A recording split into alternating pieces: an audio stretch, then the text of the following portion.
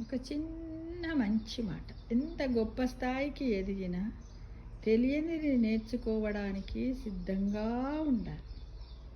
అదే నిన్ను మరింత ఉన్నత స్థాయికి తీసుకెళ్తుంది. అవునా మరి? అవును కదా. తప్పకుండా అందరము కొత్త విషయాలు నేర్చుకుంటూ ఉండాలి.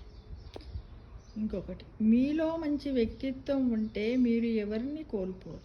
వ్యక్తిత్వం లేని వారే మిమ్మల్ని కోల్పోతారు. అవును కదా.